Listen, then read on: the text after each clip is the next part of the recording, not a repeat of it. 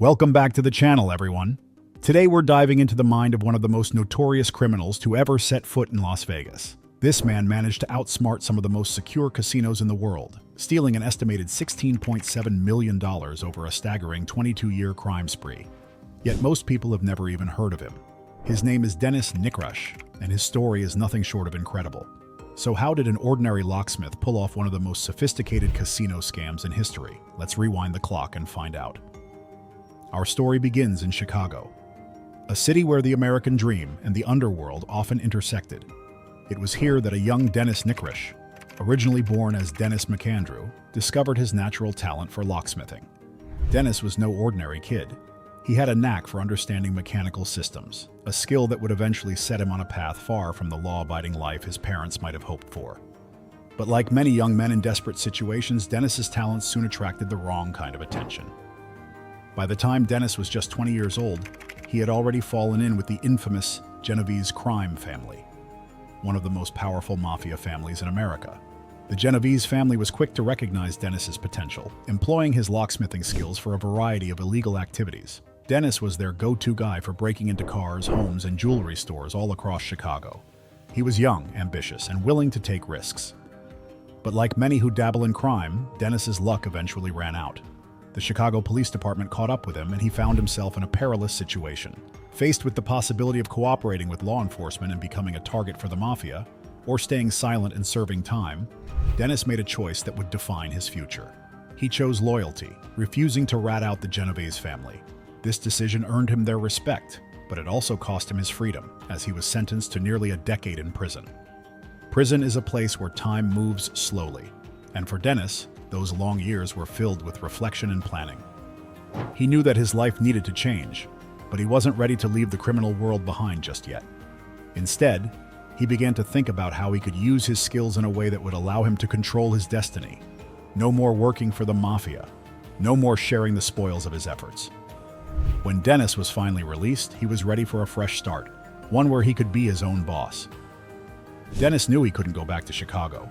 Too many people knew his face, and the risk of being recognized was too great. So he made the bold decision to move to Las Vegas, a city where he was a complete stranger. To further distance himself from his past, Dennis adopted his mother's maiden name, becoming Dennis Nikrasch.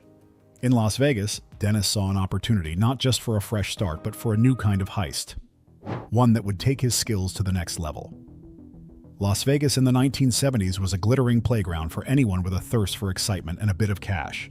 The city was alive with the sounds of clinking coins and the whir of spinning reels. Slot machines were everywhere, each one offering the promise of a jackpot.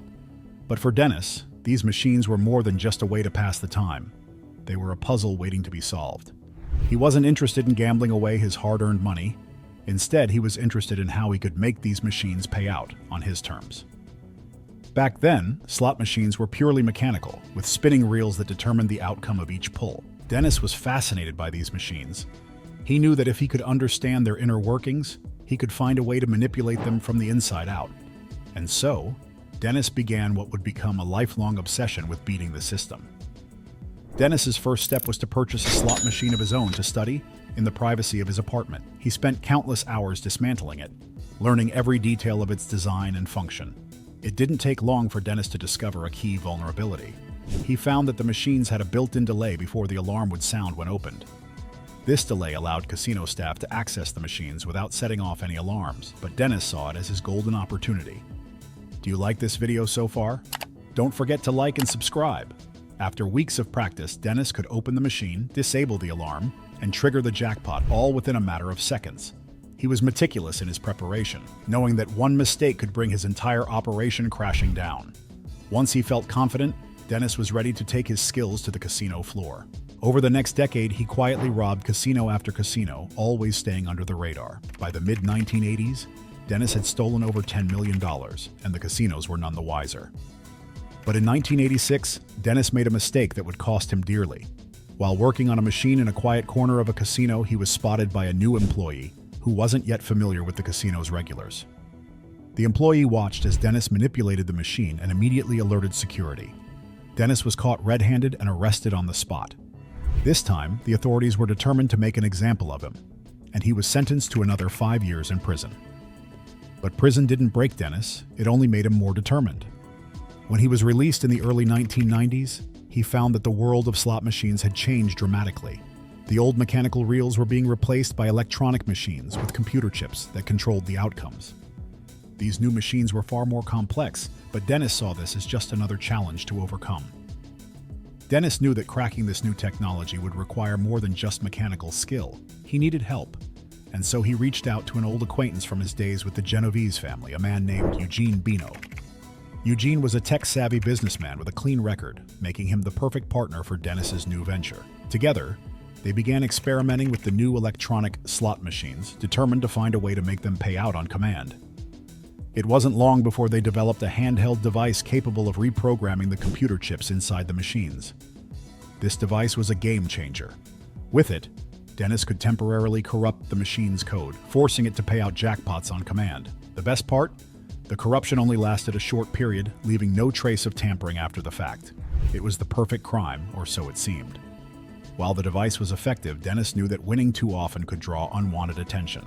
Casinos were starting to get wise to the fact that something was amiss, and security was tightening. To minimize the risk, Dennis assembled a small team of petty criminals to assist him. Their job was simple but crucial. They would act as distractions, blocking the surveillance cameras while Dennis worked on the machines. The team members would enter the casino at staggered times to avoid being linked together, and one of them would play the manipulated machine to collect the jackpot. In November 1996, Dennis and his team executed their first big score using the new technology. They made $30,000 in a single night, and no one suspected a thing. Over the next 8 months, they hit multiple casinos along the Las Vegas Strip, raking in millions of dollars. But Dennis was always careful not to use the same team members too frequently, rotating them to avoid detection. By the summer of 1997, they had amassed a small fortune, and Dennis was ready for the biggest heist of his career. In July 1997, Dennis targeted the Harris Hotel and Casino for what would become his most audacious heist yet. The stakes were higher than ever, and the team was well prepared. They managed to steal $3.7 million in a single day, the largest haul they had ever taken. Dennis pocketed $2.6 million from the heist, bringing his total earnings to nearly $16 million by the end of 1998. The team had won 7 cars and a small fortune, but Dennis wasn't satisfied. He had his eyes on the biggest prize of all, the Megabucks jackpot, which was standing at a staggering $17 million. However, as Dennis plotted his next move, the FBI was already closing in on him. One of the low-level members of his team had been arrested for an unrelated crime and saw an opportunity to save themselves by turning in Dennis. The FBI wasted no time in setting up a sting operation. In the early hours of a summer morning, agents raided Dennis's home. Inside, they found 2 slot machines, locksmith tools, $300,000 worth of antiques, and the handheld device he used to cheat the casinos. Dennis Nikrasch, now 57 years old, was finally caught. He was sentenced to 7.5 years in prison and placed in Nevada's notorious Black Book, effectively banning him from ever entering a casino again. Despite being offered a reduced sentence if he cooperated with the authorities, Dennis refused. He served his time in full and passed away in 2010, taking the secrets of his incredible heist to the grave. Dennis Nikrasch masterminded one of the most elaborate casino scams in history, outsmarting some of the most secure establishments in Las Vegas for over 2 decades. His story is a testament to how far someone can go when they're determined to beat the odds. What do you think of Dennis's story? Would you have taken the same risks? Let us know your thoughts in the comments below. And if you enjoyed this video, don't forget to hit that like button, share, and subscribe to our channel for more incredible stories. Thanks for watching.